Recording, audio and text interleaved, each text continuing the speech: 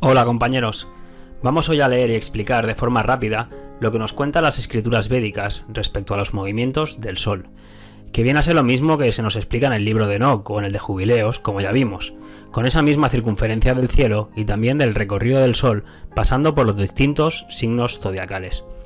Para los Vedas, todo en el cielo gira alrededor de la estrella Dhruva Loka, a la cual en la actualidad llamamos Polaris, la estrella que siempre nos marca el norte.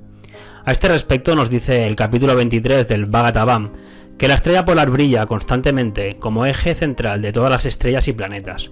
El factor de tiempo insondable hace que estas luminarias giren alrededor de Polaris sin cesar.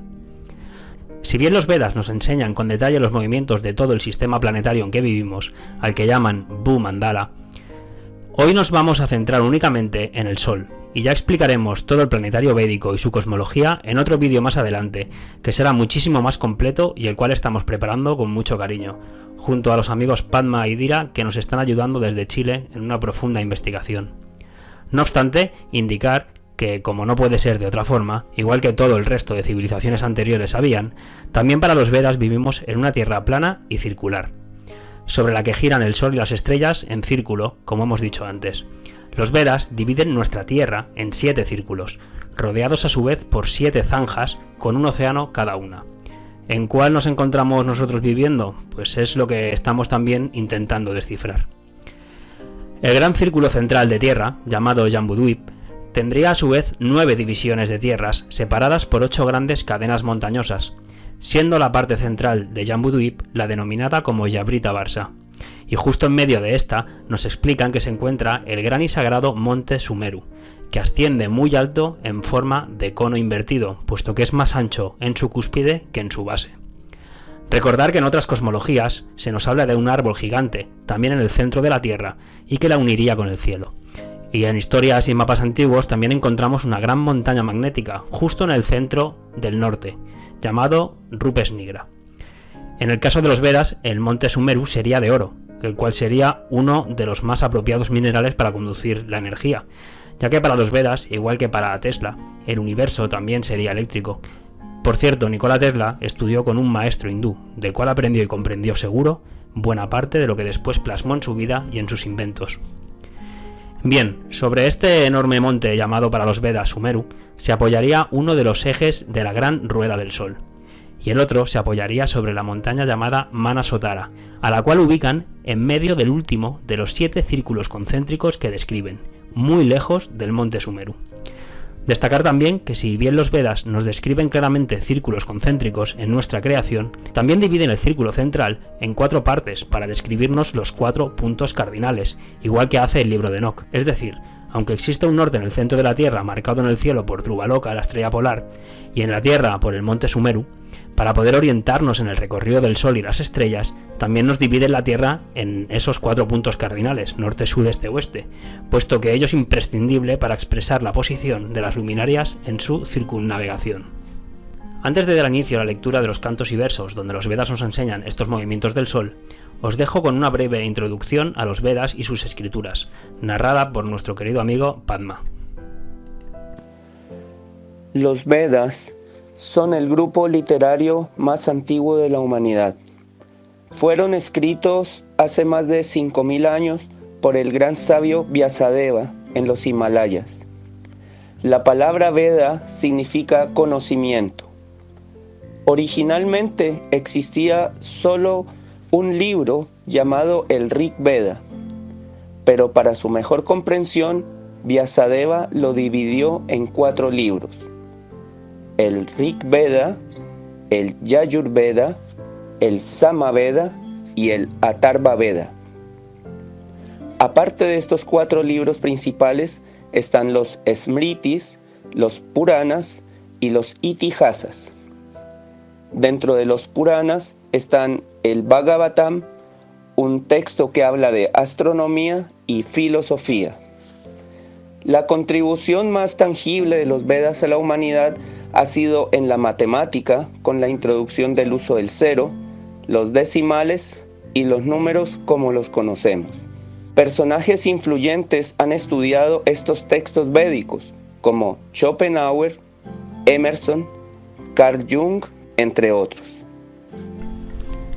Bueno, pues una vez hecha esta introducción, pasemos a ver los cantos y versos que nos narran los movimientos del Sol.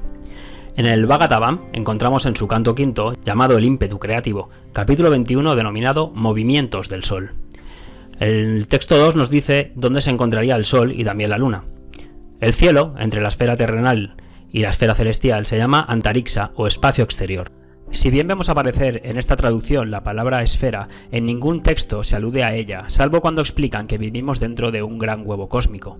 Más bien la palabra Antariksha hace alusión a un espacio exterior, como bien hace la acotación a continuación. Y es que los Vedas dividen nuestro sistema planetario en tres partes bien definidas, la celeste, la terrenal y la subterránea.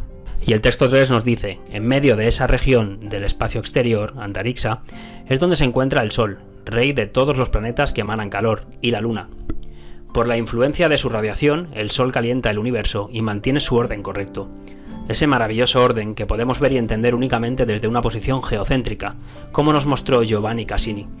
Hicimos también un vídeo llamado Movimientos Retrógrados, en el que mostrábamos una aplicación donde poder ver esas figuras y mandalas maravillosos que trazan los planetas alrededor de la Tierra. Nos continúa diciendo ese mismo texto 3 respecto del Sol. Al pasar hacia el norte, hacia el sur o a través del ecuador, según el orden de la Suprema Personalidad de Dios, se dice que se mueve de forma lenta, rápida o moderada, de acuerdo con sus movimientos en ascender, por encima, por debajo o por el ecuador, y en consecuencia entrar en contacto con varios signos del zodiaco, encabezados por Makara, que nos dicen que es Capricornio. Los días y las noches son cortos, largos o iguales entre sí. Destacar de este pequeño extracto del texto, que me parece interesantísimo, varias cosas. La primera, que nos hablan de forma correcta, a nuestro entender, de signos del zodiaco y no de constelaciones del zodiaco. Enfatizamos una vez más en la gran importancia que tiene entender bien la diferencia entre unos y otros, ya que gracias a ella podremos entender la precesión equinoccial en una tierra plana, estacionaria y circular. Nos remitimos una vez más al vídeo que hicimos llamado Diferencias entre los tres tipos de zodiacos, para no alargar tanto este. La segunda, que nos explica un movimiento de ascenso del Sol cuando se dirige al norte y un movimiento de descenso cuando se dirige al sur. Y la tercera, que nos describe tres velocidades del Sol: lenta cuando está circunnavegando más cerca del norte, moderada cuando circunnavega el ecuador y más rápida cuando circunnavega más al sur, toda vez que al tener que abarcar una circunferencia mayor debe ir a mayor velocidad. Y me gustaría indicar aquí que el Sol que veríamos nosotros es la posición aparente del mismo, ya que se encontraría por encima de múltiples capas atmosféricas y de gases, incluso fuera del llamado, entre comillas, domo o cúpula, tal y como hemos leído al principio, y que según los Vedas se encontraría en ese llamado espacio exterior o Antariksha.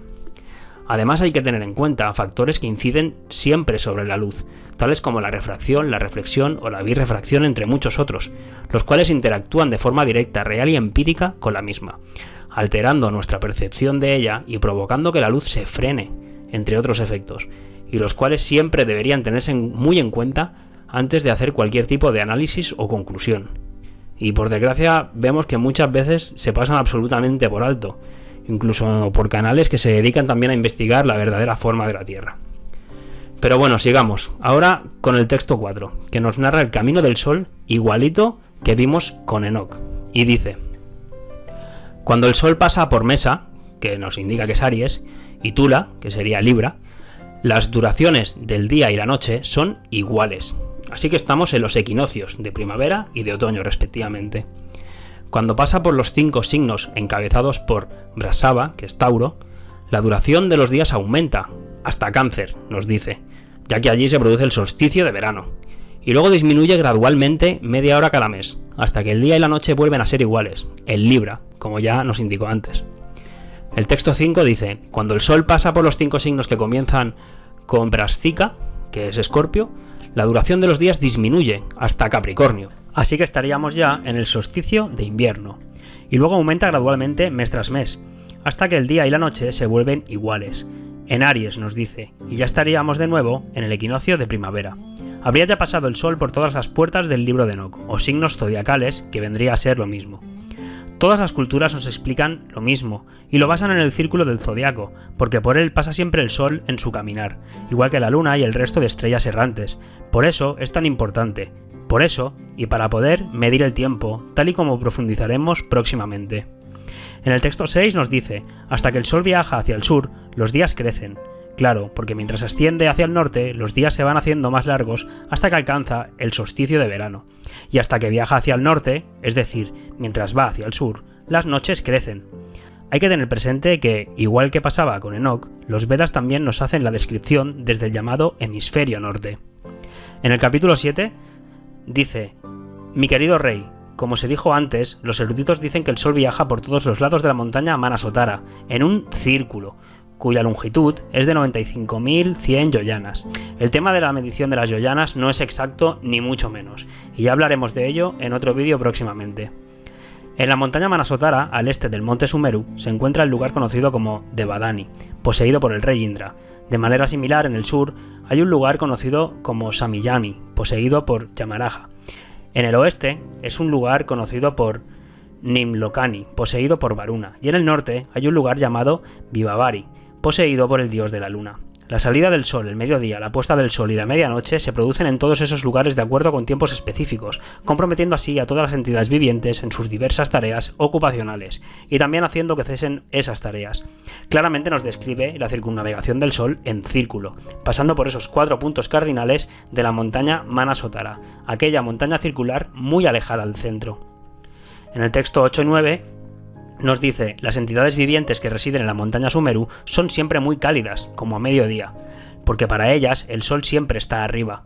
Aunque el sol se mueve en sentido contrario a las agujas del reloj frente a las constelaciones, con la montaña Sumeru a su izquierda, también se mueve en el sentido de las agujas del reloj, y parece tener la montaña a su derecha, porque está influenciado por el viento Darsipavarta. Esto es porque en el hemisferio norte, si bien el sol lo vemos pasar en sentido horario, realmente va en sentido antihorario, junto con todas las estrellas.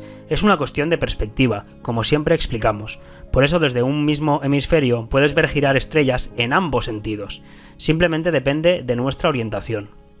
Y continúa diciendo: las personas que viven en países en puntos diametralmente opuestos a donde el sol se ve por primera vez, verán la puesta del sol, y si se dibuja una línea recta desde un punto donde el sol está al mediodía, las personas en los países en el extremo opuesto de la línea estarían experimentando la medianoche. Del mismo modo, si las personas que residen donde se pone el sol se fueran a países diametralmente opuestos, no verían el sol en las mismas condiciones. Nos describe claramente la circunnavegación del sol, que provoca que en su ausencia se produzca la noche cuando está en la parte opuesta del círculo. El texto 10 y 11 nos dejan claro también la circunnavegación en círculo del sol, pasando por las casas de Indra al este hasta la de Yamaraja al sur, en 6 horas, y después a la residencia de Nimlokani al oeste y después a la de Vivavari al norte, y de allí nuevamente a la residencia de Indra en el este. De manera similar, la luna junto con las otras estrellas y planetas se hace visible en la esfera celeste y luego se pone y vuelve a ser invisible. El texto 12 dice: por lo tanto, el carro del dios Sol recorre las 4 residencias mencionadas anteriormente a una velocidad de 3.400.800 yoyanas. El texto 13 dice: el carro del dios Sol tiene una sola rueda, que se conoce como Samsabhara. Los 12 meses se calculan por sus 12 radios de esa rueda. Las 6 temporadas son las secciones de su borde y los 3 periodos Chaturmasa son sus centros de 3 secciones. Y aquí es donde nos dice que un lado del eje que lleva la rueda descansa sobre la cima del monte Sumeru y el otro descansa sobre la montaña Manasotara, colocada en el extremo exterior del eje. La rueda gira continuamente en la montaña Manasotara como la rueda de una máquina de prensado de aceite. El texto 14 dice: como en una máquina de prensado de aceite, este primer eje está unido a un segundo eje, que es un cuarto de la longitud. Y el extremo superior de este segundo eje está unido a Dhruvaloka por una cuerda de viento, que nosotros entendemos por un campo magnético o electromagnético. El texto 15 nos dice: mi querido rey, se estima que el carro del dios Sol tiene una longitud de 3.600.000 yoyanas y el cuarto de ancho. Los caballos del carro, que llevan el nombre de Gayatri, y otros medidores védicos son arrastrados por Arunadeva, a un yugo que también tiene un ancho de 900.000 yoyanas. Este carro lleva continuamente al dios del sol. También en el Bhagavad Gita, el libro sagrado de los Vedas, donde nos narra las aventuras de Arjuna, encontramos en su capítulo 8, verso 24: aquellos que conocen al Brahma Supremo llegan a ese Supremo yéndose del mundo durante la influencia del dios del fuego, durante la luz, en un momento auspicioso del día, durante la quincena de la luna creciente o durante los 6 meses en que el sol viaja por el norte. es decir, de equinoccio de primavera, inicio de Aries, a equinoccio de otoño, inicio de Libra. Y también encontramos explicaciones sobre el Sol en el Linga Purana, páginas 657 y 658. Por ejemplo, el movimiento del Sol es rápido cuando se coloca al sur del ecuador, lo que explicamos antes, cuando haría el movimiento circular más abierto, y por eso vemos la parte del analema en forma de 8 más ancha. Por el otro lado, su movimiento es lento cuando se posiciona al norte del ecuador, es decir, cuando haría el movimiento más cerrado, y por eso vemos la parte del analema en forma de 8 más estrecha. Y quiero hacer aquí una pequeña reflexión y puntualización, ya que muchos piensan y nos dicen que el modelo bélico es imposible, ya que el Sol siempre lo vemos viajar a la misma velocidad. A ver, el modelo heliocéntrico oficial, en el cual han montado todo a la inversa, haciéndonos creer que somos nosotros quienes nos movemos, ya nos dicen oficialmente que la órbita de la Tierra tiene un afelio y un perihelio, motivo por el cual cambia de velocidad del Sol de forma muy notable, dependiendo de la estación del año en que nos encontremos. Según ellos, debido a la atracción gravitatoria que ejercería la masa del Sol, claro. Y la misma que no puede atraer a la Luna, a pesar de la enorme masa del gran astro. Pero bueno, eso es otro tema. Únicamente es aplicar el sentido común y darnos cuenta que también el modelo oficial impuesto habla de distintas velocidades en el transcurrir empírico del Sol ante nosotros. A nuestro entender, lo que haría posible estos cambios de velocidad del Sol es la energía electromagnética, lo cual sí puede constatarse de forma empírica en un modelo a escala de laboratorio, o incluso tenemos un ejemplo con el tren bala de Japón, a diferencia de la atracción gravitatoria ejercida por la masa de los cuerpos, que es imposible de replicar a ninguna escala, únicamente sobre una patética lona con pelotitas, y con modelos teóricos matemáticos. Pero en la escuela te ponen un 10, como dice la canción de Don't Believe in Gravity. Si bien oficialmente nos dicen que para entender los movimientos de los cuerpos celestes aplican la segunda ley de Kepler, basada en una gravedad teórica por atracción de masas y la cual se hace imposible de demostrar aquí dentro de la Tierra, recordar que además de Nikola Tesla, y si bien nosotros no somos expertos en el tema, pero las propias ecuaciones de Maxwell, de Gauss o de Faraday nos hablan de un electromagnetismo real, empírico, medible y comprobable, al cual se le puede inducir fuerzas y vectores para cambiar las velocidades, acelerando y desacelerando, ya que al alterarse el equilibrio entre un campo magnético y estático, pues deja de ser un movimiento rectilíneo uniforme, entrando en juego las curvas y por ende los cambios de velocidad. Y cabe destacar también en este estudio el templo Veda de Konark, en la India, concretamente en Surya, en el Golfo de Bengala, llamado como la Pagoda Negra o Templo del Sol, en el cual los edificios del templo están orientados en el sentido este-oeste, igual que el sentido de la trayectoria solar, claro. El templo principal figura ser un carro tirado por 7 caballos y montado sobre 24 ruedas. El templo fue saqueado y destruido en diversas ocasiones a lo largo de la historia, además de caer en desuso y prácticamente en el olvido después, hasta que arqueólogos lo redescubrieron y se interesaron por él, entendiendo parte de la gran maravilla que supone. Y destacar aquí lo que para muchos expertos creen, que es que originalmente en el centro de la estructura que colapsó hubo un imán de 52 toneladas en la tapa, para que levitaran el aire. Por eso lo destaco aquí, ya que los Vedas sabrían perfectamente la estructura y composición electromagnética de la que está hecha nuestra creación, concretamente el movimiento del Sol. Una vez más, como decía Tesla, piensa en términos de energía, vibración y frecuencia. Y para acabar con la lectura del Lingam Purana, nos dice también que el tiempo es indicado por las distintas posiciones del Sol, mientras se encuentra en su curso de movimiento en el horizonte, mientras que el Sol está situado en la dirección sureste, sería la hora de la mañana, que es cuando lo vemos aparecer al amanecer, o como decía Enoch, por la puerta del oriente. Se cree que el Sol está montado en un carro en su curso de movimiento en el horizonte. Se cree que todas las deidades, Apsaras y Gandharas, siguen su movimiento y los periodos del día y la noche constan de 30 gadi cada uno, igual que nos dice Enoch, que está 30 días en cada una de las 12 puertas, para nosotros constelaciones o signos, porque en su día coincidían. Ya las que añadía esos 4 días sagrados intercalados que abre la estación, los 2 solsticios y los 2 equinoccios. Pero bueno, el Sol provoca precipitaciones debido al proceso de evaporación, el agua es la fuente de la vida y es la manifestación del propio señor Shiva. El Sol fue hecho el señor de todos los planetas. Nos dice también respecto al carro, que se cree que el carro de Surya fue creado por Lord Brahma, está formado por oro y sus ruedas tienen 5 radios. Es tirado por 7 caballos que son de tez verde. El movimiento del Sol resulta en la ocurrencia del día y la noche. Pues bien, hasta aquí esta explicación y narración de lo que serían las enseñanzas védicas y sus escritos tan antiguos que queríamos compartir. únicamente en relación a los movimientos circulares del Sol. Más adelante, como ya dijimos, haremos un vídeo muchísimo más completo y profundo sobre todo el planetario circular védico y toda su cosmología también circular. Espero que os haya gustado y como siempre un placer compartir de corazón aquello que vamos comprendiendo para quien le pueda servir, como forma de agradecimiento con quienes igual lo hacen y también con la propia creación que así lo hace posible. Así que hasta pronto.